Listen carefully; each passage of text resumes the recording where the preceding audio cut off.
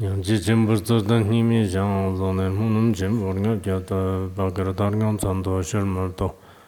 Tumba tikje jan la ki sham tsar mechan rawar seringi zhang kamsa jawar tikji shan la yi larma. Jimi panzo jala sara de gongje topan pawar shinji lo, gongje topan pawar shinji lo, gongje topan pawar shinji.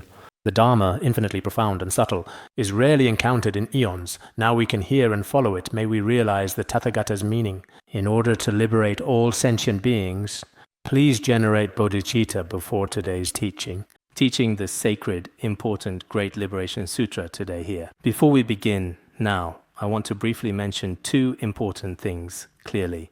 The first main thing is that during our class sessions, the recitations before and after take nearly an hour total. During this significant time, I sincerely hope that everyone will kindly bring their personal handheld prayer wheels. This is because some individuals will indeed bring them, while some, including our Tibetan lamas and nuns, never ever bring their prayer wheels. I truly don't know if they've actually lost their prayer wheels, or if they're really embarrassed, or for just any other reason. The other day in one of my Tibetan classes, I told them it would be best to bring their prayer wheels the next day. But as it turned out, not many people brought them the next day either. I hope that whether you are attending in person or not, as long as you are listening to my class, unless there are special circumstances, if you can hold a prayer wheel, unless someone is slandering you, or there are other special situations. Otherwise, since our sessions are long before and after, it's very good to recite while using the prayer wheel at the same time. This has always been a requirement in the past as well. Now, those attending in person are doing a bit better, but there are some people who listen to the class at home, and there are truly all sorts of situations. Some individuals are eating while listening, some are cooking meals, some are chatting with others. There are all sorts of different and varied scenarios in life today. Of course, for some people, perhaps it's truly unavoidable right now. In all kinds of forced situations, maybe there's no other way. But even so, no matter what, it's best to bring your prayer wheel and listen to the class attentively. Out of the 24 hours in a day, if we can spend just over an hour and devote it to the Dharma, we can truly accumulate merit and accomplish many great things indeed. So I think this is very meaningful. That's the first point. The second point is, as much as possible, if there are no special circumstances, we should also try to complete the recitations before and after class.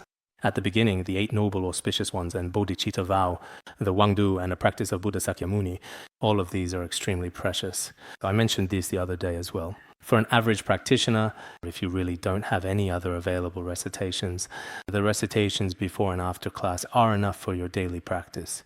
And reciting the aspiration of Samantabhadra afterwards is truly, for me, on days when there is no class, I feel a bit empty inside. If I haven't recited the aspiration of Samantabhadra that day, and I recite it by myself, it seems to take quite a long time, and I don't have much time. So the second thing that is important, try to do the recitations before and after class as much as possible. Everyone present should recite together with the entire Sangha.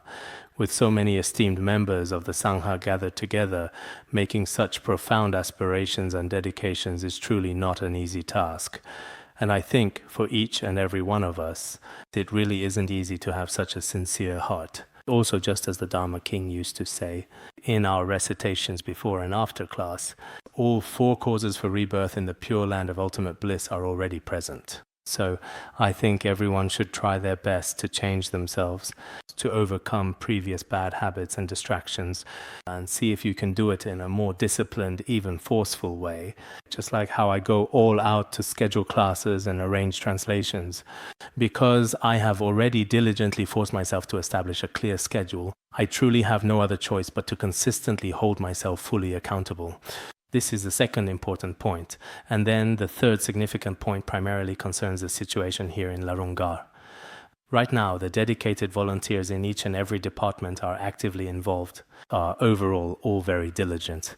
Without giving up on study and contemplation, they truly serve and dedicate themselves with great commitment to the monastic community, which is indeed excellent. This includes many of our projects this year. For example, our electricity here, as well as other related projects, are all being carried out with dedication. I am especially grateful to all of you. Some Dharma friends have truly made great efforts for the monastic community. They have really given a lot. As for others, please try your best to cooperate with these dedicated Dharma friends. Do your best to support them. They themselves do not take a single cent for their work. They provide these services and work for everyone completely free of charge. This is not easy at all. So there are many people who are volunteering with such dedication. And also the volunteers in each of our departments, in the process of volunteering, treat it as a form of spiritual practice, a deeply meaningful and enriching experience, or as a way to test themselves, as a way to examine their own bodhicitta and approach it in this way. Some volunteers, however, do not have a very good attitude. This is not very good. But this is a very small minority, maybe just 1 or 2%, but the vast majority of people are very good. When we volunteer, in fact, a person's overall attitude and general behavior are extremely important. No matter if you are currently in a restaurant or in any other particular setting, it is crucial to maintain a positive demeanor, including in a retail shop or in a medical hospital or even on a busy construction site. Wherever you are, a person's expression actually represents their own profound bodhisattva conduct and also truly represents the sacred image of the Sangha.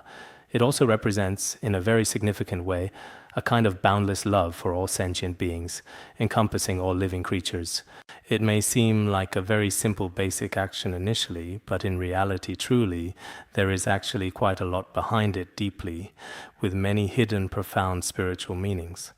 We occasionally remind everyone here carefully today that any kind of surface roughness or any form of irritable behavior and harsh, unthoughtful speech will inevitably bring about profound suffering, both for oneself and for those around them, leading to a state of deep unhappiness, misfortune, and general inauspiciousness in one's life and circumstances. During the process of volunteering, just as it is stated in the Bodhikariyavatara, we should firstly carefully examine our own mind and then subsequently proceed in a thoughtful manner accordingly. This is really very important indeed. This principle applies indeed not only to us here at Larungar. I see that among those listening to the lecture, there are all kinds of people. Society today is quite complex, and sometimes it may bring us all sorts of negative influences. But I try to maintain calmness in my heart, to have a mind of altruism and an unshakable state of equanimity. If we truly cannot reach such a profound state, then we should use right understanding and mindfulness to guard our sense doors. This is also a very significant and crucial matter that requires our full attention. I've briefly mentioned a few important things and key points earlier in our discussion. Next, let's continue with the teaching of the Sutra of Great Liberation. In the previous session on the Sutra of Great Liberation, Shakyamuni Buddha arrived near the twin sal trees and found a very suitable place to give teachings. As he was preparing to teach there, Ananda said to the Buddha, in the past you often preferred tranquil places with flowing water, majestic mountains and lush trees, as well as places with various sentient beings to be guided. But it seems that this place doesn't even have trees, nor water, nor mountains. There are no benefactors and no sentient beings to be guided either. It might not be really very suitable to give teachings here. At that time, this was the mindset of the Shravakas, and that's actually what was said to the great Buddha.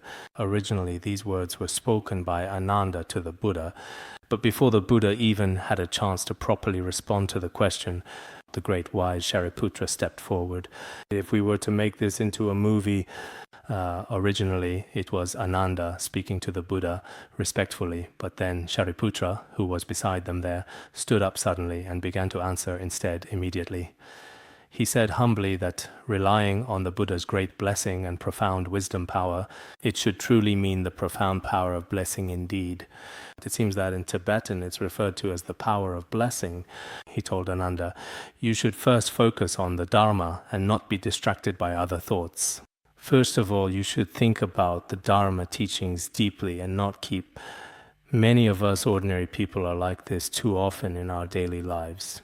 For example, when we want to listen to a teaching, we worry, what about my comfortable place to stay? What about all of my essential clothes? What about my daily meals? What about my soft seat cushion when the crucial time comes? What about the specific place where the class will actually be held? Will it be very hard, very cold, very uncomfortable, or will I be very hungry there? There are always a whole bunch of questions like this. All of them revolve around oneself, a kind of self-protection, a protection of the physical body and of discriminating thoughts. But when it comes to truly thinking about the Mahayana Buddhist teachings, the doctrine, the merits, the benefits, these aspects are rarely considered. So at that time, Shariputra said to him, if you truly wish to seek the profound Dharma, you should possess a kind of, first of all, if I genuinely want to seek the Dharma, I should be willing to offer up my own body for the sake of the Dharma. Because according to Ananda's perspective, should eat well first. Only after eating well can you have a body, and only after having a body do you have life. And after having life, you have opportunity to practice Dharma. If you can't even eat properly, then your body will surely collapse. If your body collapses, then you won't even have your life. If you don't even truly have your life, how can you have the aspiration for the path? How can there be a path Actually, Ananda's way of thinking is not without reason either. It really is like that. But in reality, if you truly strive for the sake of the Dharma, it won't be that very serious. In the past, we also, of course, cross mountains of blades and seas of fire, risking our lives to seek the true Dharma. This is something mentioned in a Tantra. Yesterday I saw in a Tibetan text, it had the meaning of scriptural authority in the earlier part. It seems in the preliminaries the term used like clouds. I want to write the name of the Tantra and also translate the previous two sentences. But when I thought about it today, I forgot again. Yesterday afternoon I had a bit of time. So I looked at the table of contents of the 17 great Tantras. Among them all today, there are some great renowned masters here now. Their important work on translating these 17 great tantras completely and accurately. They cited this scriptural authority among them. For the sake of the true Dharma, actually, crossing a mountain of blades is also possible. Crossing a sea of fire is also possible. Just like the truly great masters of the past, they wholeheartedly gave everything in their dedicated pursuit of the true Dharma. Indeed, such a spirit of seeking the Dharma is necessary in those very particular circumstances, just as we had discussed with everyone some time ago. In fact, many great masters from Tibetan area went to India to seek the Dharma. They also had this kind of spirit in the past. Many great masters from Han region, when they went to India or Tibetan area to seek the Dharma, also possessed this remarkable spirit. Even nowadays, if one journeys to Tibetan area to earnestly seek the profound Dharma, there are indeed some dedicated monastics and devout lay practitioners who still undertake this.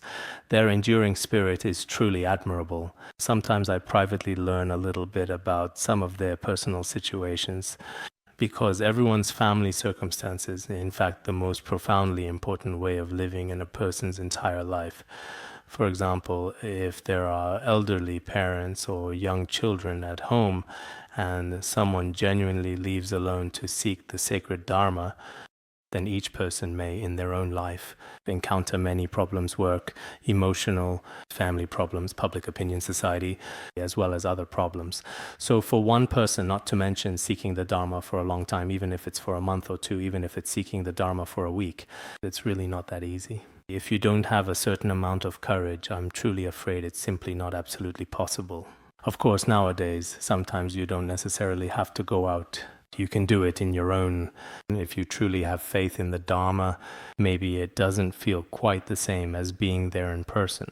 The feeling isn't as strong, but generally speaking, whether it's the so-called internet or all kinds of advanced technology we currently have now, they have also truly brought everyone a kind of convenience that's completely and utterly different from what we experienced before.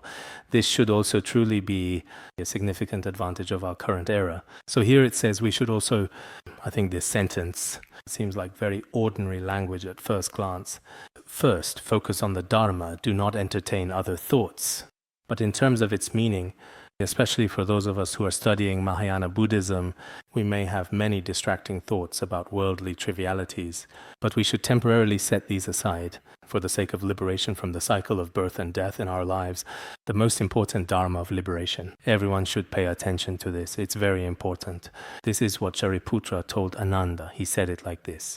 The Tathagata, the world-honored one, not only possesses the 10 powers and the 4 kinds of fearlessness that we often talk about, but more importantly, the Tathagata, the world-honored one, has immeasurable powers.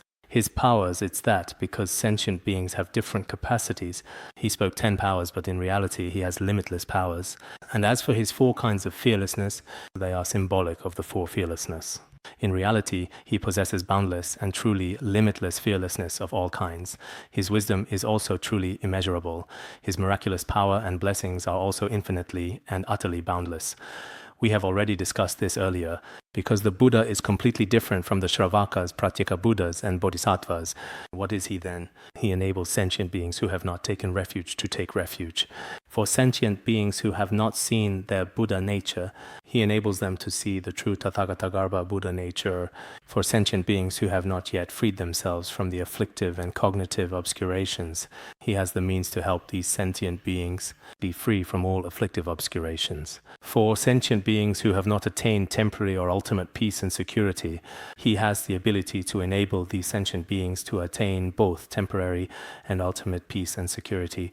Furthermore, for those who have not attained the 3 kinds of liberation, he can help them achieve it. For all sentient beings who have not yet attained either temporary or ultimate happiness, he will enable them to fully attain both temporary and ultimate happiness.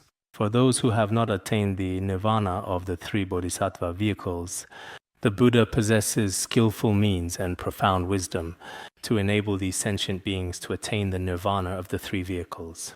Thus, the Tathagata, the world-honored one, possesses such immeasurable miraculous powers. Whether it is such truly great and extraordinary power, the immense power of blessings, the profound power of wisdom, the power of compassion, all are inconceivable. The Tathagata possesses such inconceivable powers. And when it comes to these powers, some of us might wonder, is it that Buddhists are just boasting about themselves? Is it just that they truly think? Is it truly the case that my own teacher is so extraordinary? Actually, among all the diverse religions, the Buddha himself, as the revered founder, explicitly said, "You should carefully examine everything with profound wisdom. If you find that I possess virtues, or that the teachings I give are the truth, then you may accept them. If you feel they are unreasonable, by all means do not absolutely accept them. Do not simply accept them with a blind or unquestioning or dull faith."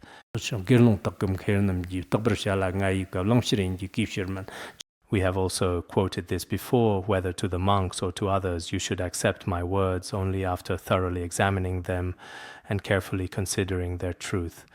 It is not simply because I am the Buddha, the enlightened one, that you should accept them out of reverence. This has been cited in our scriptures before as well.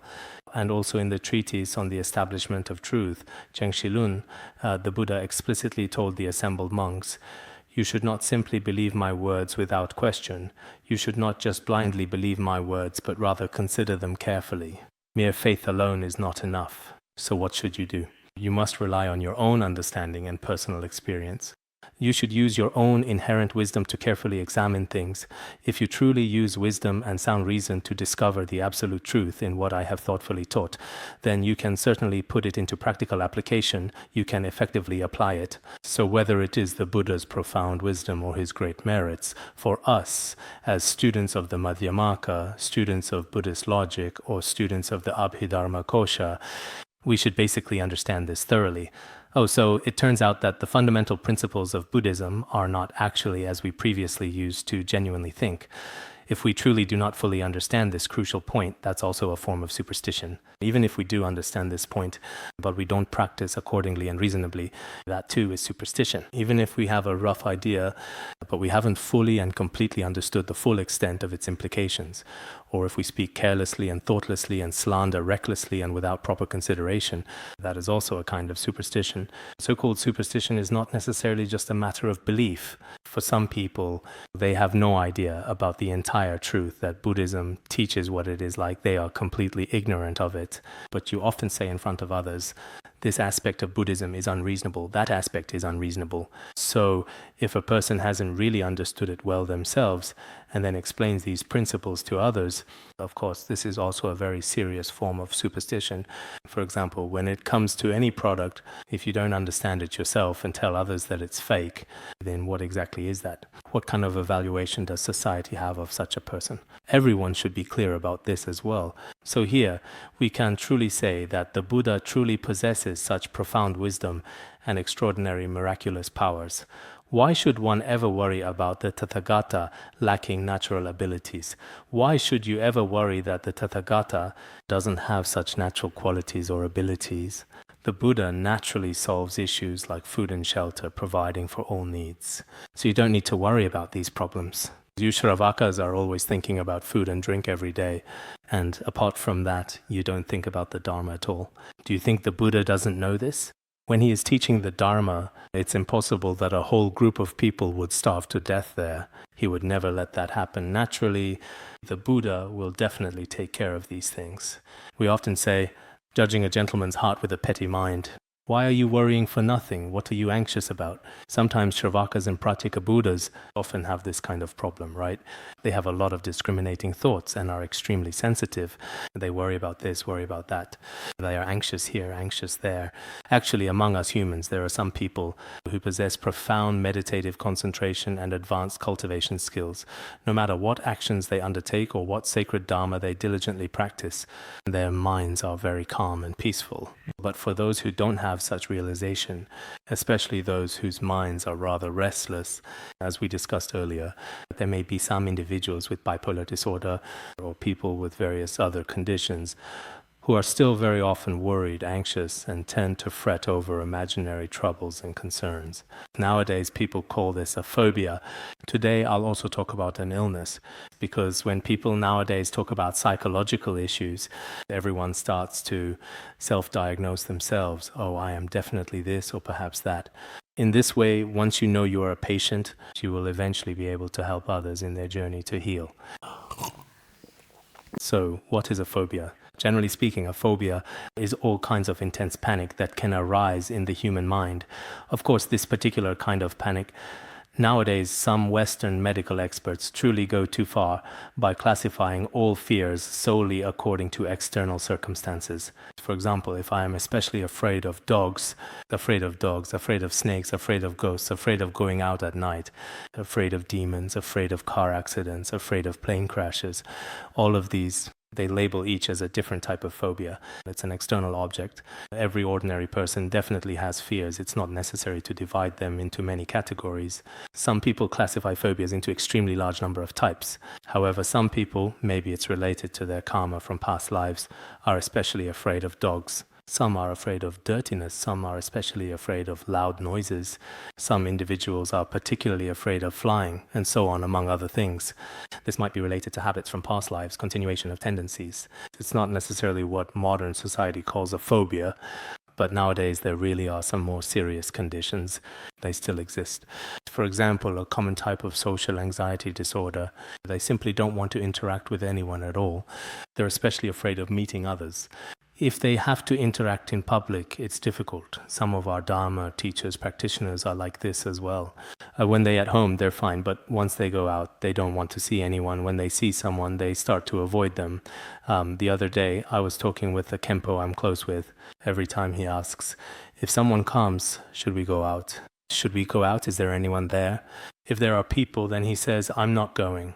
I joked and said, do you really have social anxiety disorder, even if there are just 3 or 4 people whom he knows well? You can immediately see it clearly on his face. I'm not going, I'm not going. He looks really quite nervous indeed. This is also a kind of situation where, especially for us Mahayana Buddhists, we need to spread Dharma and benefit sentient beings. If you don't see beings, how you benefit them? You can only secretly send out your energy, right? Other than that, it's very difficult to benefit sentient beings. So, as for social anxiety disorder, take a look at yourselves. I really don't want to see anyone. Could this be a social anxiety disorder? And then there's mysophobia, a type of being afraid to come into contact with any other person.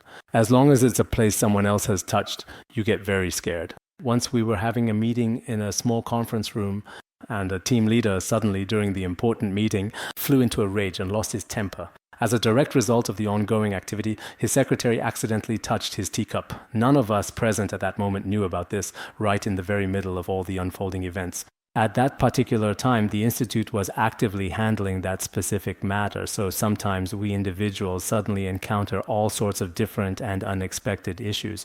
Of course, a crucial question arises: is this truly a serious illness? Actually, it's not. Maybe you just really worry about this kind of thing quite a lot of the time, and constantly worrying about one thing or another, and gradually you might think it's a kind of fear or even an illness of some sort today.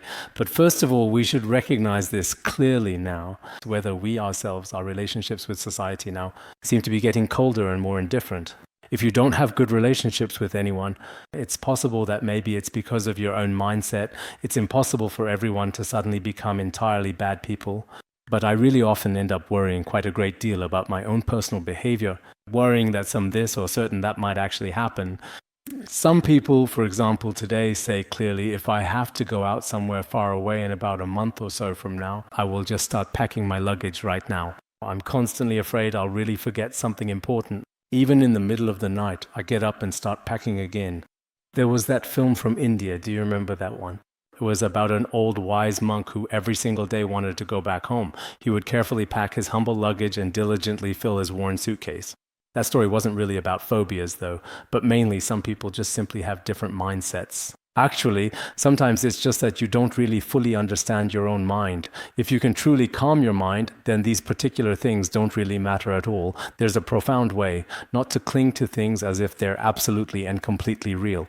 That's actually a very good method. But actually, maybe it's not all that great either. There was a Harvard professor, I think, who taught this, who said that among American adults nowadays, approximately 1 out of 10 has this kind of phobia. If that's the case in the US, I know if other countries have statistics on this. So truly mentally healthy people are still relatively rare in today's world. But there's no need to be afraid of this either. Actually, in the past, this wasn't even called an illness or a disorder. People's mindsets differ. Some are more prone to fear certain things, easily scared and frightened by various things. But nowadays, medicine has become much more detailed about this. They often turn it into some kind of an illness or a disorder. In the end, people then start to identify themselves with these particular labels. And then they start to believe that they're afraid of certain situations, and this kind of thing happens. So for us practitioners, sometimes there's really no need to worry too much at all about it. Look, even the Shravakas were afraid when the Buddha arrived. Actually, in front of the Buddha, logically speaking, you really shouldn't worry so very much. Some of us are always thinking, will my teacher truly have problems? Will I myself actually have problems? Will the entire country indeed have problems? These are really big issues. But there's really no need for us to think about these things. Is there going to be trouble internationally? Are India and China going to be tense with each other? What about the United States? There are so many, especially really big issues. I think, logically speaking, if we sleep really well at night, it's actually highly unlikely that a nuclear bomb would just suddenly and unexpectedly fall on your own little house and suddenly explode. Generally speaking, that's impossible. And even if it did actually happen, there would be absolutely nothing you could possibly do about it. So everyone really should. You see, Ananda was especially and deeply worried. At the time when the Dharma was being transmitted, there wasn't much to eat. But actually what Ananda was thinking made sense too. Because unlike bodhisattvas, if you're a bodhisattva, they still have miraculous powers. You see, all these great bodhisattvas have them. So things like eating and other needs are easy for them to solve. But for us ordinary people and arhats, whether it's holding a Dharma assembly or doing anything else, it's really true. Even the most fundamental and basic conditions still absolutely need to be thoroughly met. So sometimes when you carefully consider the situation and truly look at it, Ananda's concerns and worries are actually quite necessary and indeed beneficial for us as well. Next, Shariputra thought of his own experience and decided to share it as a personal example. He said, I distinctly remember in the distant past at that particular time the truly great and revered layman Vimalakirti, the one spoken of in the Vimalakirti Sutra, when he was teaching the Dharma to sentient beings. Many bodhisattvas from other worlds came at that time, as well as Shravakas, Prachika Buddhas, and powerful heavenly beings. There were also the 8 classes of heavenly and dragon beings, and so many other great assemblies. When we discussed chapter 6 at that time, and also chapter 10, the inconceivable chapter and the fragrant accumulation Buddha chapter, We all mentioned the situation of the esteemed layman Vimalakirti at that particular time. Going back to chapter 6, all the venerable Bodhisattvas, Shravakas, and Pratyeka Buddhas, as well as the 8 classes of heavenly and dragon beings all gathered together inside Vimalakirti's very, very small room, his little chamber. There was nothing to eat at all. At that particular time, Shariputra was especially and deeply worried. He thought to himself, talking to himself, oh no, oh dear no, so many people have come this time. There's definitely going to be a significant problem with the food supply. With such a truly large assembly, what on earth are they going to eat? Because Vimalakirti's room was also completely empty and absolutely nothing had been prepared to eat. There was no kitchen available and no cook either present there at all. So what are we going to do then exactly? That's what he was thinking worriedly. At this particular moment, clearly, Vimalakirti said to me directly, you Shravakas with your inferior limited wisdom should be contemplating the true Dharma, not thinking about food. Here it says, why do you first focus on improper livelihood, clothing, and food? But in the Tibetan version, improper livelihood, clothing, and food does not appear. As for improper livelihood, it's not easy to explain here. In the Tibetan version, it goes like this. Clothing, food, beds, and many other such illusory and transient things. In other words, you ignorant Shravakas who are currently misguided should first deeply contemplate and truly understand the profound and authentic Dharma. Why do you think first about mere clothes and simple food when there are far more significant spiritual matters to consider, as well as beds and other illusory things, these various illusory material things? Perhaps improper livelihood is not easy to explain. In the Danwang manuscript, there aren't many changes made. But no matter how you interpret this improper livelihood, actually, their food and such things are not obtained through improper livelihood. So regarding the Chinese version, it might actually be much better to simply follow the original Tibetan version. You should first contemplate the true Dharma. You shouldn't think first about clothes and food, or about beds and other illusory things, these ephemeral things that possess no true or tangible substance. After Vimalakirti had completely finished speaking his profound words, at that very moment a great multitude of gods and numerous human beings attained the profound divine eye and successfully reached the exalted stage of joy, thereby attaining various distinct levels of spiritual realization, as is widely known and understood. Here the comprehensive content of 2 significant chapters is being explained together. Specifically in the 6th chapter, because the venerable layman Vimalakirti, there was only a small house inside. He was worried that if so many people came and there was no Dharma seat, how would they sit?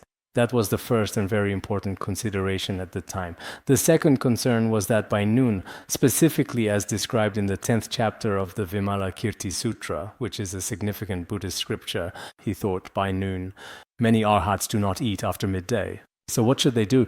There was nothing to eat that day. Later, layman Vimalakirti said, I have a way. Then through his blessings, the world of supreme fragrance above appeared, and the Buddha of fragrant accumulation also manifested. Although there were many delicious foods there, what were we supposed to do? Later, layman Vimalakirti took a single alms bowl. Shariputra thought again, how could so many people be satisfied with just one alms bowl? But through his blessings, everyone was completely satisfied. That was indeed the entire process, so he explicitly stated, at that particular moment I found myself standing among so many people. Consequently, I felt an overwhelming sense of embarrassment and was profoundly and deeply ashamed. Ananda, as for what you just said, your current thoughts are pretty much the same as mine were. You too are now concerned about food and lodging, and these aspects of daily life. Back then I was indeed quite embarrassed as well, but later on we didn't have to worry about anything at all. We had ample food, refreshing drink, and a comfortable place to stay. There was absolutely nothing to worry about at all. So, in the midst of all this, Shariputra then gave Ananda a significant lesson. So basically, you don't need to worry about these things for no reason. At this moment, the Tathagata, Shakyamuni Buddha, told Venerable Ananda, what the wise Shariputra said is true. Indeed, what the wise Shariputra said is correct. There's no need to worry. What are you worried about? He possesses considerable experience, but you, today, the profoundly wise Shariputra himself in the distant past unfortunately fell into a treacherous pit once and gained invaluable wisdom from that crucial incident. He has accumulated this significant experience from before. So you should focus on the Mahayana, not on your own comfort. This is also very important. We should keep the Mahayana teachings in mind. We shouldn't just be thinking about how to keep our bodies healthy, or simply what to eat, what to drink, or even where to live. Most of us probably don't think much about the Mahayana teachings, but we think a lot about our personal lives and material needs, and we tend to dwell on these things more. Actually, this is a sign that our practice is not successful. Venerable Jigme Lingpa also said, if you have a comfortable place to live, and a particularly generous benefactor, before your Dharma practice has succeeded, the obstacles have already taken root. Some of us think, I have no problems with my practice right now. As long as my main and most generous benefactor lives a long and prosperous life, I will always be able to turn the wheel of Dharma, ensuring its continuous rotation. Isn't that precisely right? Did I phrase it exceptionally well? Indeed, if my benevolent benefactor lives a long and healthy life, I will always be able to turn the profound wheel of Dharma. This is something that comes out of wisdom, not something intentional. Wow.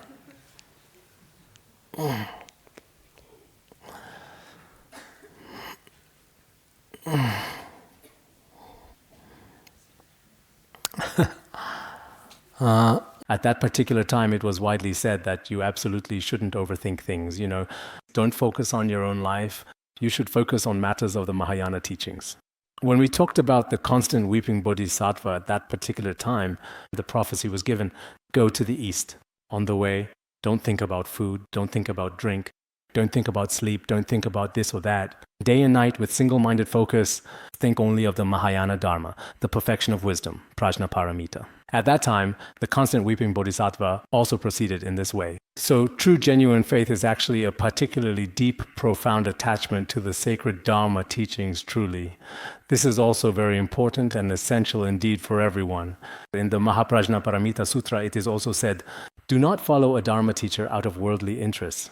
Do not pursue a Dharma teacher with a purely utilitarian mindset for mere worldly gain, but only out of genuine love and profound respect for the sacred Dharma.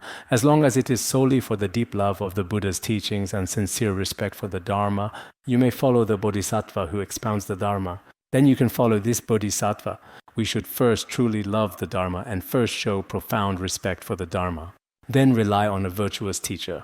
It is not simply because I gain some personal fame or acquire some significant benefit or receive some substantial money that I choose to rely on someone, or as is the case with some people.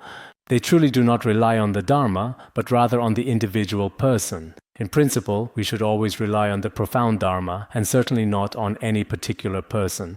It doesn't matter what the person is like, but what is important is the Dharma that he teaches. But nowadays, some people are not like this. To them, the Dharma itself doesn't matter. As long as I rely on the person properly, that's enough.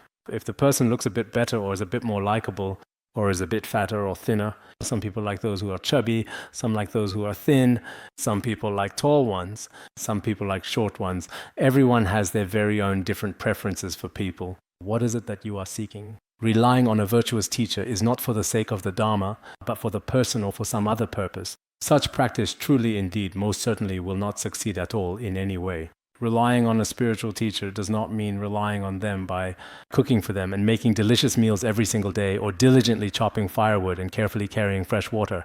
I truly think these essential things, if he is truly a realized bodhisattva, then doing these things is also perfectly fine.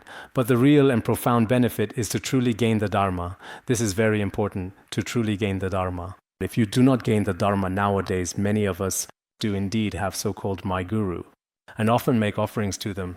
Letting them do divinations and tell fortunes every single day. It's like, I had a really bad dream last night. Can you please do a divination for me? Today, I'm planning to go out and buy some groceries. Will everything go smoothly on the way? Can you do a divination for me? There are people who do things like this, and for such cases, I wonder, is this really the behavior of relying on a spiritual teacher to seek the true Dharma? Everyone should reflect on this, right? Here, it is also explicitly stated that one should deeply contemplate the profound Mahayana Dharma. After the Buddha had completely finished saying this, the Buddha also indirectly, yet clearly, reproached Ananda, gently indicating that what Shariputra had previously said was indeed entirely correct. As long as the Dharma is truly accomplished, nothing else is really that important. Indeed, this significant statement of ours, contemplate the profound Mahayana teachings and do not ever think about your own personal comfort, I sincerely hope that everyone will always remember this significant phrase as well. Sometimes we might find ourselves, as I've previously mentioned before, within our cherished Larunga. Some people are very successful in their studies. Indeed, they truly did not pay particular attention to their very own living conditions, including their accommodations, their food, their clothing, or their drink. Of course, as beings in the desire realm, they were naturally inclined to these things. Our basic living needs certainly have to be met. But they did not consider these things to be very important. As long as they didn't starve, that was enough. As long as there was something to eat and something to wear, that was sufficient. They didn't have particularly high demands. But for some people, it's different. No matter which ethnic group you look at.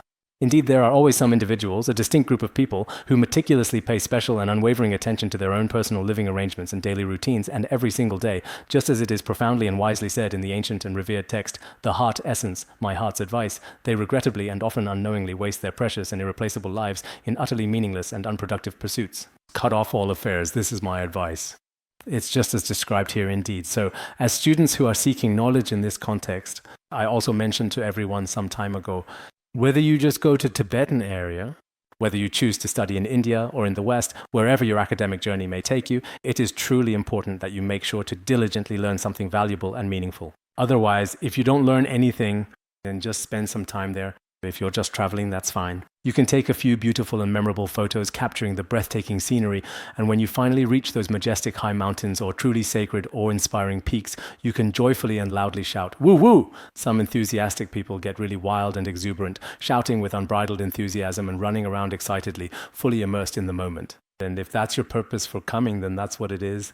That's already just enough. But if you're really here to indeed study, it is essential that everyone should gain some Dharma teachings. After saying these wise words, the Buddha entered into a state of samadhi. With the Buddha's sacred blessing and miraculous power, at that time, in the sacred and serene square place where the revered Buddha was peacefully residing, a truly magnificent and enormous golden lotus, radiating a brilliant and ethereal glow, miraculously appeared, slowly and majestically emerging from the very depths of the ground. As it gracefully and steadily emerged, the truly magnificent flower was indeed 400,000 yojanas tall, and the entire golden lotus, it could encompass the whole of the 3,000 great thousand worlds. On top of this exquisite flower were brilliant lapis lazuli and various intricately crafted jeweled nets. These shimmering jeweled nets completely covered the entire golden lotus. Beneath the magnificent golden lotus was a serene pond made of all kinds of precious and sparkling jewels. The considerable size of this beautiful pond was almost equal to the expansive area of the golden lotus above it. As for the tranquil pond just mentioned, it was actually filled with the truly 8 meritorious waters, the 8 meritorious waters as described in the ancient Vinaya Sutra. This 8 meritorious water was filled with fragrant water. Here, fragrant water refers to the fragrant water of the 8 meritorious waters. On the banks of the pond were all kinds of famous flowers. In the Dunhuang version, it does not mention its pond. In the Tibetan text, there is a word di. If the word its is included, that's also perfectly acceptable. And if the words its pond are omitted, that's also completely fine. In any case, there are all kinds of famous and beautiful flowers. Speaking of various famous flowers, one of them is specifically Utpala, called the Utpala flower, which we commonly refer to as the beautiful blue lotus flower. Then, Jamada is indeed the Kumuda flower, which is more commonly known and beautifully referred to as the water lily. These exquisite aquatic plants come in various captivating hues, including both vibrant red and serene blue water lilies. The red lotus, in particular, can also be vividly described as a deep, rich crimson lotus flower, showcasing its intense and striking coloration. There is also one called the Padma flower. Padma flower is Pima. In Tibetan, we call it Pima.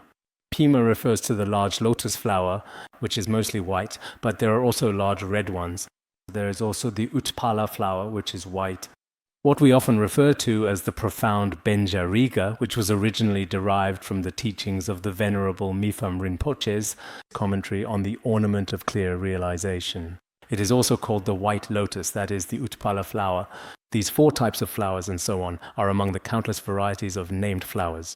Just now, right beside that beautiful and serene pond, there were indeed many, many truly famous and exquisite flowers. As for these lovely and renowned famous flowers, actually nowadays, if you take a really good look, I can also certainly show you all of them. There are 4 different kinds of flowers. The Utpala flower, first and foremost, what I just mentioned as Ubala, actually refers to the beautiful Utpala flower. This is indeed the very first one. The second one we are observing is specifically called Kamada.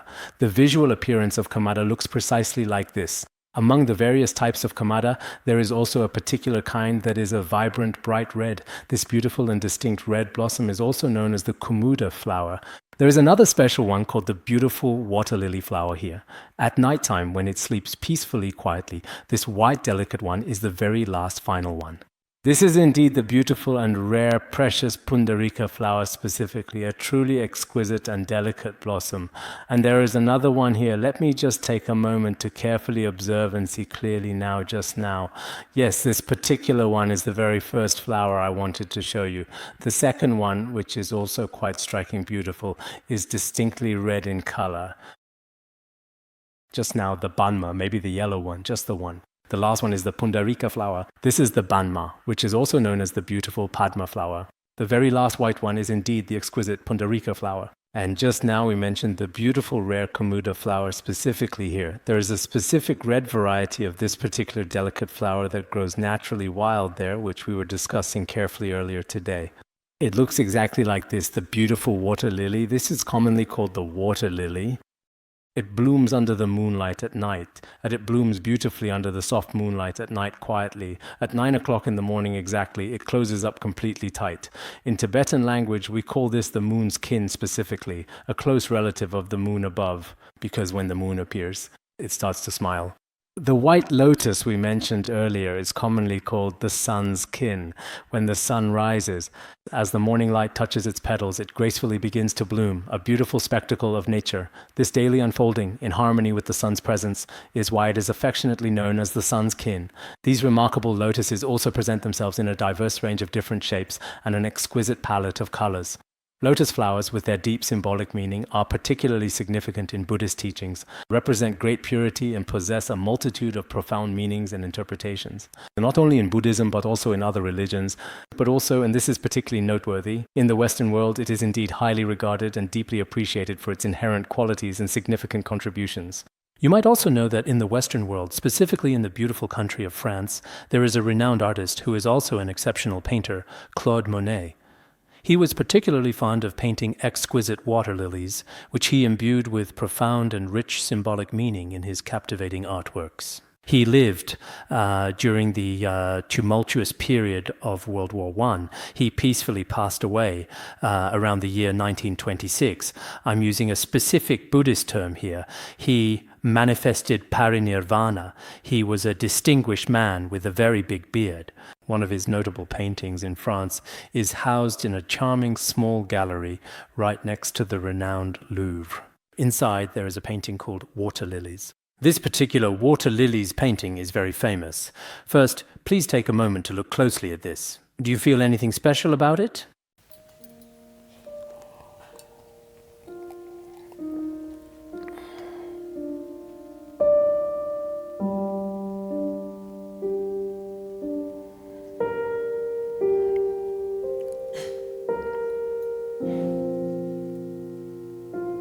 Actually, his paintings often look like this, but in fact they truly represent a great deal of his inner state of mind.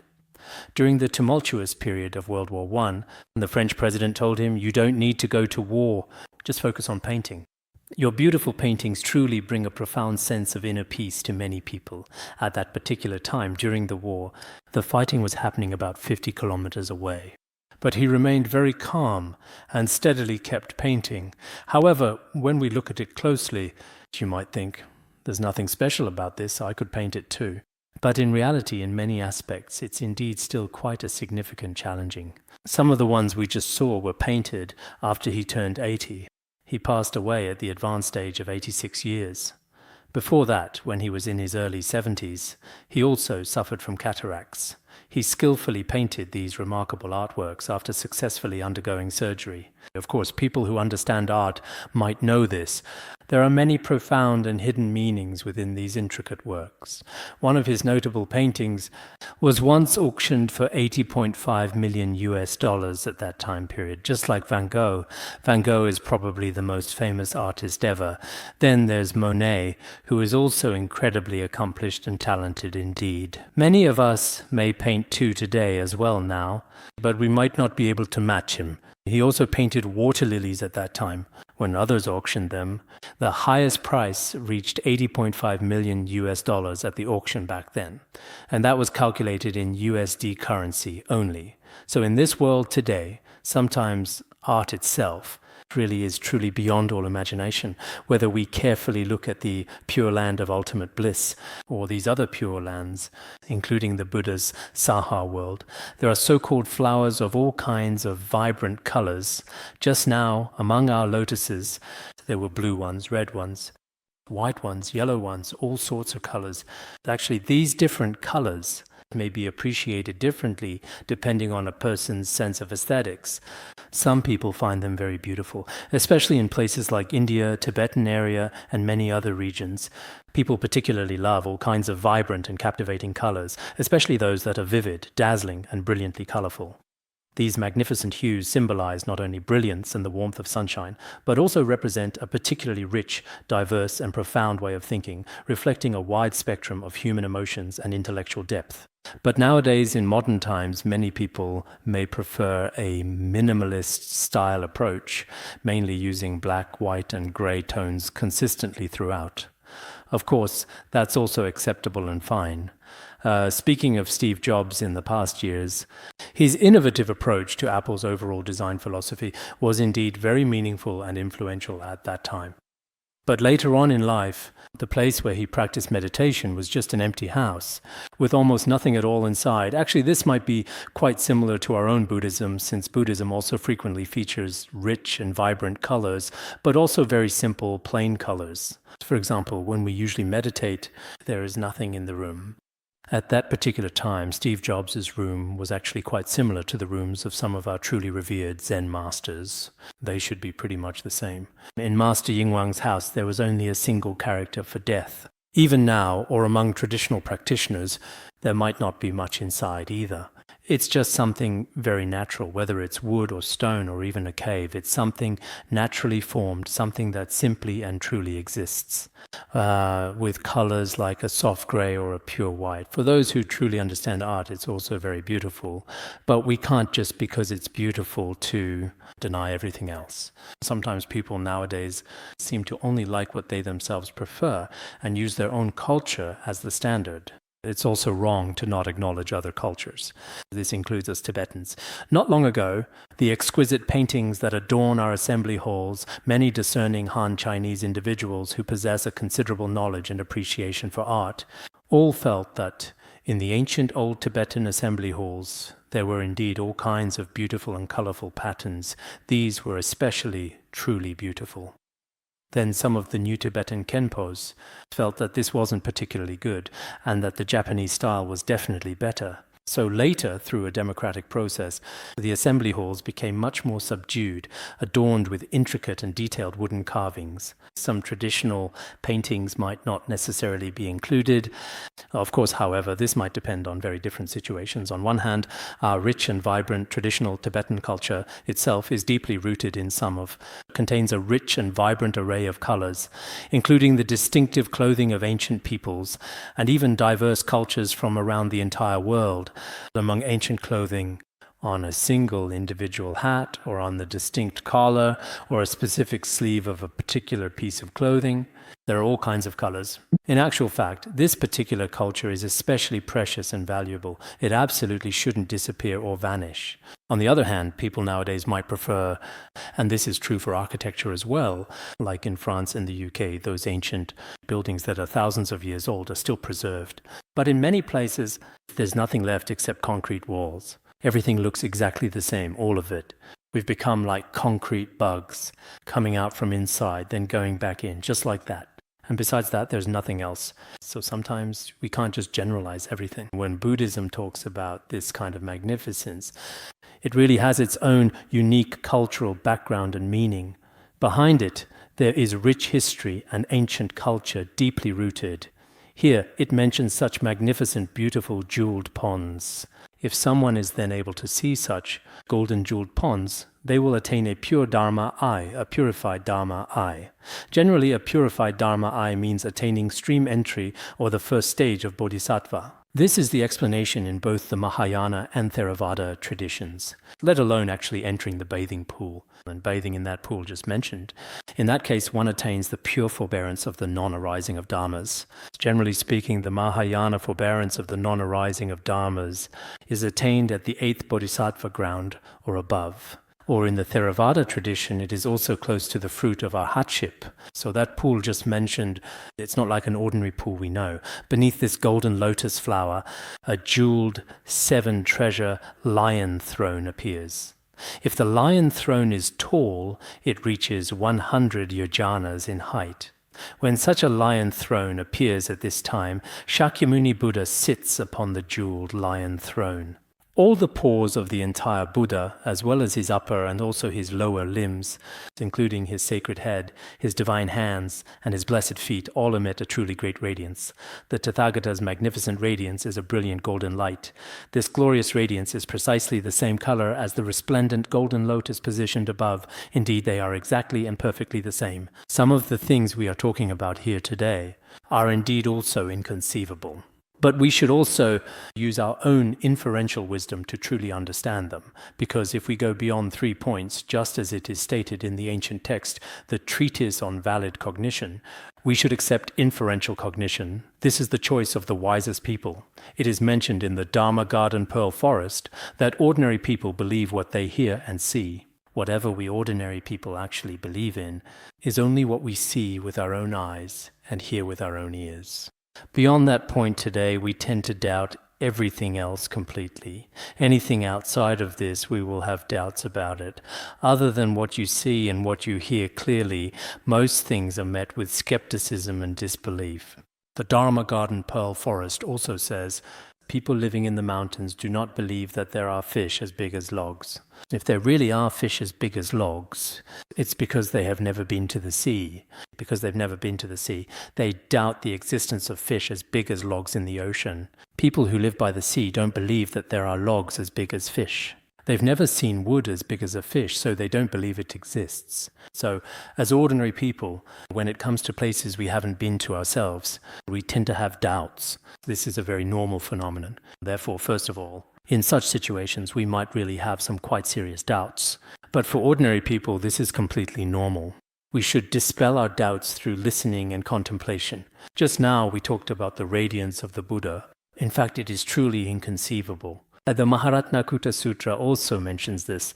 It says that even if the light of the sun and moon were combined into a single sun, it could not compare to the light from a single pore of the Tathagata. Suppose all the suns and moons in our world were merged into one great sun.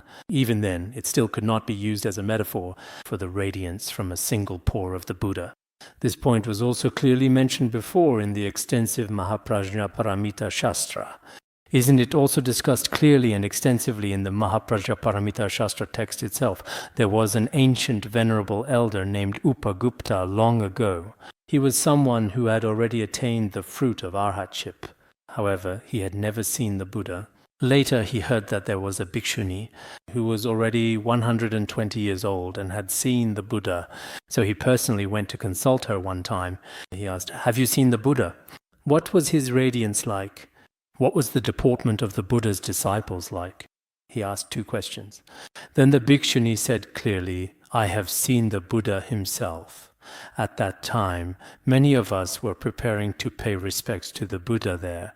There were quite a lot of people gathered together, and it was getting dark in the forest already. Later, by accident, my golden hairpin, the golden hairpin I wore on my head, fell to the ground. I couldn't find it no matter how hard I looked. Later, when the Buddha arrived, when his radiance illuminated the entire world, it was at that moment, relying on his light, that I found it. That was how she answered. The second question was, what is the deportment of the Buddha's disciples? She said, "When you, Venerable Upagupta, came here, even the oil jar right at my door was completely knocked over, and several precious drops of it spilled out onto the ground. But in the Buddha's time, even the most mischievous group of 6 monks, when they came to my sacred place, they never disturbed anything at all, so they were much, much better than you are now, in this very moment." That was what she said at the time as well. At that time, golden light appeared from all 4 sides of the Buddha.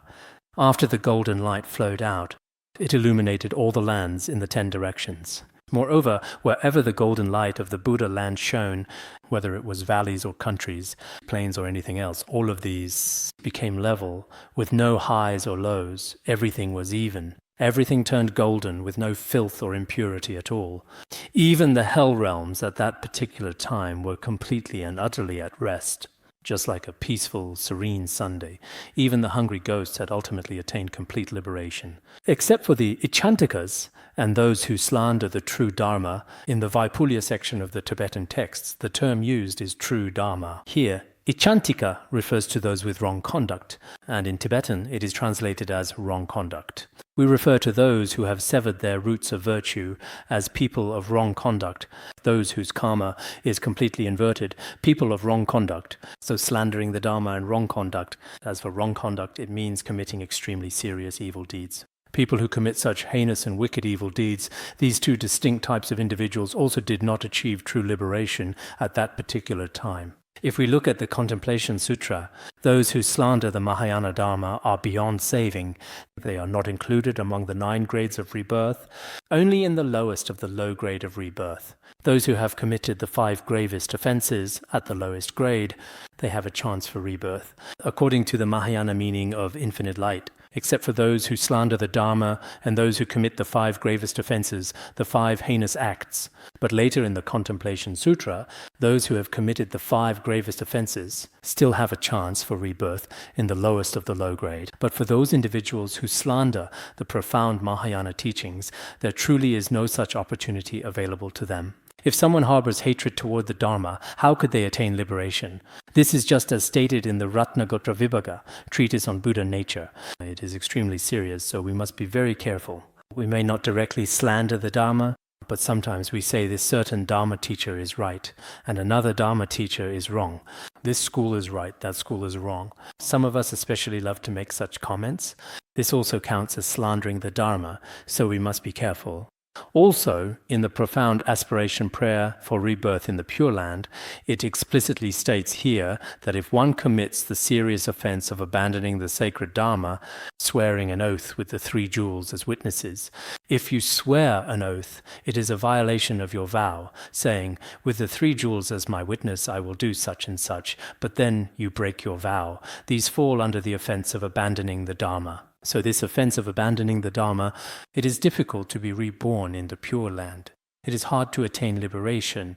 Therefore, in the future, we should, committing the 5 heinous crimes like killing a parent or an arhat, clearly indicates extremely heavy negative karma. But when it comes to slandering the Dharma, many people, if they have never studied or reflected on the teachings, they have no idea at all. Now, some of our lay practitioners, they appear Buddhist but haven't studied the teachings, committing offense, abandoning Dharma every day, especially for those who have never studied, reflected on teachings, and who themselves lack any real wisdom. On the surface, they may appear to be someone important, defend Dharma center, particular teacher, even though that teacher has never taught the Dharma. In such cases, the negative karma created by their followers is truly frightening. If you really don't understand anything, then there's nothing that can be done. But if you understand even a little, or have taken refuge in Buddhism, commit the offense of slandering the Dharma, this is extremely frightening. So here as well, the offense of slandering the true Dharma, and if one becomes an Ichantika, then there is no way to attain liberation. For all others, there is still hope. Then, relying on the divine blessing power of the Buddha, the lands in other distant places, as well as the specific country where Shakyamuni Buddha actually resided at that particular time, all became completely the same, with no any difference at all. They all completely turned into pure golden lands, extremely magnificent and level, transformed in this way. By the Buddha's blessing power, it was transformed like this. Then, when the Buddhas of the 10 directions saw the light, they all, with one voice, praised Shakyamuni Buddha. Excellent, excellent, rare, rare. Wow, this is wonderful. Everyone witnessed it in person at the time. When they saw this radiance and solemnity, they said, the greatly compassionate Shakyamuni Buddha, today it truly emits such a magnificent and brilliant light, which is completely and utterly unusual and remarkably different from before. Indeed, quite unlike what is normally seen or observed. So how is it different? In the past, when the Buddha emitted light, it would first illuminate the eastern side and then subsequently continue its journey to other directions, such as the north, south, and west. Perhaps first the east, then the south and west, or perhaps initially starting with the east, then progressing on to the north and west. Usually the light would typically begin from the east. This was the standard practice and the norm. But today, when the light was emitted, the Buddha radiated light in all 4 directions to every side, all at the same time. Just now, the Buddha emitted this light from his entire body and in all directions, illuminating truly the 10 directions. His light shone all everywhere. Through this light, it should be understood that this time, when the Buddha turns the Dharma wheel, it is unlike any time before.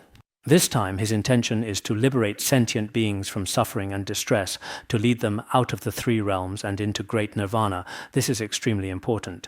When the Buddha turned the Dharma wheel of the Sutra of Great Liberation, it was essentially the final turning of the Dharma wheel. His main wish was to liberate in this world those beings whose afflictions and suffering were the most severe, these pitiable sentient beings, to pull them out from within the 3 realms. So during the Dharma assembly at that time, we did not have the opportunity to participate. But before we die, we have encountered this Dharma, and I feel personally very happy about that. Although I have known about the Sutra of Great Liberation since I was young, because of the brevity of life, drifting here and there, it is only until today that I have truly had the chance to listen, contemplate, and practice it myself. Although I have recited it several times before and have read it myself, I had never really studied it so systematically and thoroughly before. As I mentioned the other day to everyone present here, I truly believe that as long as we have time here, even if it's just the staff members here, can everyone please try to listen for a little bit? If just one more person or perhaps 2 more people listen to me, it truly doesn't matter at all. I genuinely don't mind. Whether there are a few hundred more people or a few dozen more today, for me, I can't really see who is listening and who isn't. But if you have the karmic connection to listen all the way through this time, this really is the final turning of the Dharma wheel by the Buddha. Here in Tibet, this is considered liberation through hearing. We recite it for the deceased and the living. And this tradition, some say the way Tibetans do it may not be correct, and the way Han Chinese do it may not be correct. But in this case, we should use our wisdom to observe and reflect. It is very good. This is not only our folk traditions can accept it, while some folk traditions we don't need to accept. Even though we don't need to accept them, Sutra of Great Liberation, no matter which country or ethnicity, if they value it highly, it is extremely beneficial for sentient beings. The Buddhas of the 10 directions, wow, Buddha turns the Dharma wheel this time. He will definitely liberate countless sentient beings. At this time, the Buddhas of the other directions and the 10 directions, with one voice, told their attendants, the great Bodhisattvas, the assembly of great Bodhisattvas and all virtuous men, you should know that now is an opportunity. Now in the central land, there is a world called Saha world. In the Saha world, there is a Tathagata named Shakyamuni Buddha. He radiates great light and will definitely turn the great Dharma wheel. The Buddha does not emit light without meaning. It's impossible for him to do so meaninglessly. If he emits light, it's like when we're driving along and suddenly turn on the bright headlights, there must be a clear and compelling reason for turning them on.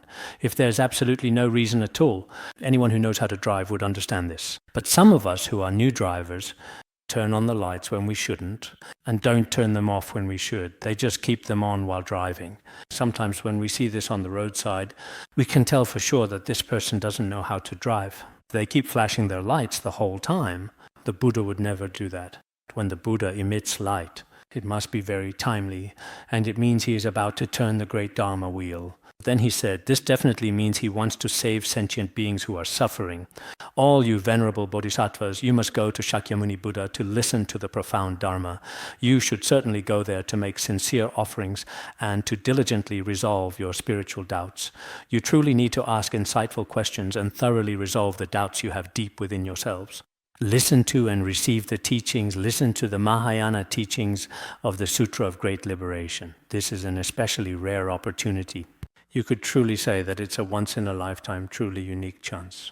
Such Dharma assemblies are extremely, extremely rare. So at that time, the Buddhas of the 10 directions told their disciples, attendants, and bodhisattvas that the Buddha himself might not go. Usually, when some Dharma teachers transmit the Dharma, if the teacher doesn't go, they say, you all go ahead. I'm not going. Our status is the same. He's also a Khenpo, and so am I. I'm not going. I feel embarrassed to go. If I go as a Khenpo myself, I genuinely feel quite awkward attending someone else's class. So the Buddha didn't personally go, and instead told the bodhisattvas, you all should go. But these wise Buddhas then gently reminded them, the sentient beings in this Saha world have long been harsh, deceitful, and insincere. He said, in this land, the overall impression in the world is not very good. Our Saha world, in the eyes of people around the world, does not have a very good reputation. Whether it's right now or in the near future, they say that the people of this place, this country, are still especially cunning and manipulative. Their personalities are quite bad, stubborn, difficult, and hard to transform. They are often deceitful and untrustworthy, frequently breaking their promises. They are always up to all sorts of mischievous things. So our Saha world is not seen in a very good light at all by the worlds of the 10 directions today. Many people from the east, south, west, and north regions everywhere. So we people should also pay close attention to this issue now. What is their biggest flaw, really? Not believing in the one vehicle. This is truly our greatest and most significant shortcoming here. Being deceitful, stubborn, and not believing in the ultimate supreme truth. But our teacher, Shakyamuni Buddha, is truly wonderful. The Buddhas of the 10 directions say that he possesses all kinds of skillful means. He has especially excellent skillful means and expedient methods. He opened the 3 vehicles for sentient beings and liberated them from the 3 realms. This is what we studied last year. It is also mentioned in the Lotus Sutra that among all the Buddha lands in the 10 directions, there is only the one vehicle Dharma. There is no second or third, except as skillful means spoken by the Buddha. There is neither a second vehicle nor a third vehicle, unless it is the Buddha, Shakyamuni Buddha, who, for the sake of expedience, spoke of the 3 vehicles. At that time, the 3 vehicles were explained using the analogy of carts, and it was made very clear, including the Ikantika, those who are said to be without the Buddha nature, whom we just mentioned, the 3 distinct vehicles or paths to enlightenment that are discussed here. The Buddha used analogies for them in both the Nirvana Sutra and the Lotus Sutra. For example, in a family there are 3 children. The first child is wise and respectful. The second child is indeed wise, but not at all respectful. The third child possesses neither respect nor wisdom. But the devoted mother must first carefully nurture her first child, then patiently care for the second child, and finally, the very worst one, the child who possesses neither respect nor wisdom at all. This shows that the Buddha first saves those of the Mahayana, and then those of the 2 vehicles. And finally the Echantikas, the beings who are stubborn and difficult to transform. In the end, as a mother, if my child is really truly very bad, would I just ignore him? That's impossible. It's just that I simply always send the good children ahead first. And then for the absolute worst one, she will certainly eventually do her best to save him as well. It's the same principle. So the 3 vehicles Dharma that the Buddha taught us, in fact, there is not a single sentient being he does not save. Here it says, although there are 3 vehicles, the Dharma of the 3 vehicles is also very good for beings of the 3 vehicles. Just like what is said in the Sutra of Recollection of the 3 Jewels, the highest teachings are good, the middle teachings are good, and the lowest teachings are also good. The beginning is good, the middle is good, and the end is good. In the Sutra of Recollection of the 3 Jewels, when it talks about the Dharma jewel, the beginning is good, because what is heard is extremely excellent. The middle is good because the practice is extremely excellent. And the end is good because the attainment of the result and freedom from defilements is extremely excellent. Furthermore, the meaning is very profound, pure, complete, and perfect. This is something we often talk about in Tibetan. The meaning is wonderful, the words are skillful, it is pure, perfect, immaculate, and bright. In the latter part of the Sutra of Recollection of the 3 Jewels, in the 2 lines, the meaning is very profound, truly pure, completely whole, and utterly perfect. All other virtues are already fully and entirely present. That time, the Buddhas of the 10 directions said the Shakyamuni Buddha is extremely difficult to encounter in hundreds of thousands of eons. You must go this time. This opportunity is extremely rare. It is not easy to meet Shakyamuni Buddha. Since you have the chance to see him, you should go. The Dharma he teaches cannot be obtained in hundreds of thousands of eons.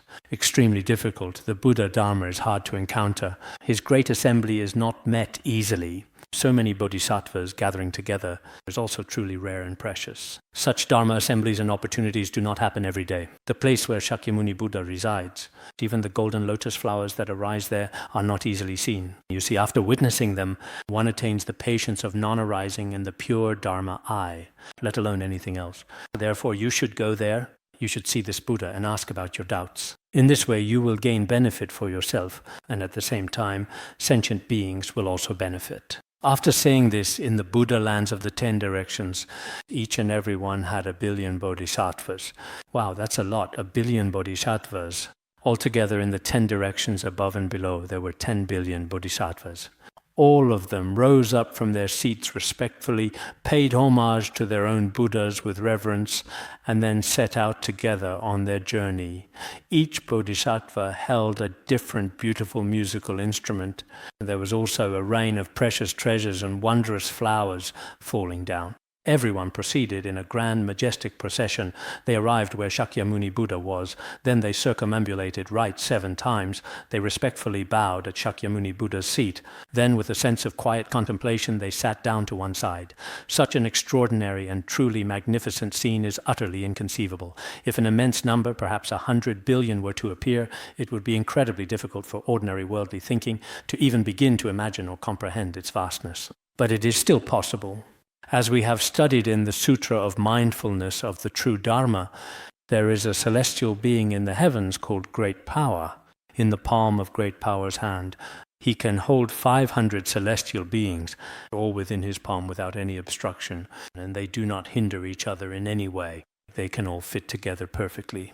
Also, in the Mahaprajnaparamita Shastra, it is said that in the pure heaven of the 3rd dhyana, 60 people can sit on the tip of a needle and listen to the Dharma without interfering with each other. This is probably very hard for us to imagine in the human world. In a single mote of dust, there are as many Buddha lands as there are motes of dust. In each and every land, there are inconceivable Buddhas. This is a similar principle to what is explained in the Avatamsaka Sutra. Otherwise, in India, with a population of 1 billion, in a tiny little city, it would be unimaginable. But the bodies of Buddhas and Bodhisattvas are not like our physical bodies. If they were physical bodies, when you and I sit together, or when 2 Dharma friends sit together, then this is my seat, could you move over a bit? No, I can't move over. Why? I was just sitting here. Why are you doing this? No, this is my seat. Where did your seat come from and where did mine come from? As humans, we still have physical bodies. There are all kinds of obstacles, even down to the tiniest particles. But for celestial beings, generally, these obstacles don't exist. It's not like what we imagine. That's why there are many things in the Buddhist scriptures, these things that we people today simply can't imagine, are actually truly possible to genuinely possess. So there is absolutely no real need for everyone to unduly worry. Just like I mentioned, people who live in the mountains have never seen the sea. They don't believe that there could be such big fish in the ocean. And people who live by the sea have never seen the tall, majestic pine trees on the mountains, so they don't acknowledge them either. We ordinary people have also never truly seen these Buddhas and Bodhisattvas. So sometimes it's a bit hard for us to believe. However, it should certainly still be possible. Let me say a little more and then we can move on to the next part. At this time they sat together on one side, and everyone spoke in perfect unison, saying to the Buddha, "O world-honored one, today we have some important questions and significant matters to discuss with you. We have come before you, Shakyamuni Buddha. We sincerely and earnestly hope that the world-honored one will explain these profound teachings for the benefit of all sentient beings. We have come here from various and diverse places, hoping that Shakyamuni Buddha, for the benefit of beings both now and in the future, you must indeed turn the Dharma wheel for us." At this moment, the revered Buddha addressed the distinguished assembly of great bodhisattvas, those enlightened beings. Let's pause our discussion here for now. Then the Buddha clearly stated, "I will turn the magnificent Dharma wheel tomorrow, all right?"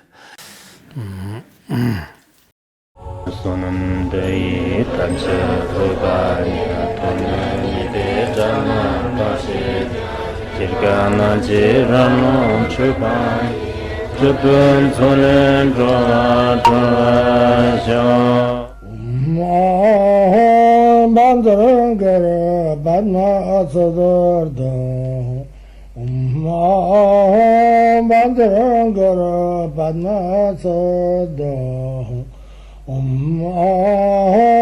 Bandangara Badna Sodargye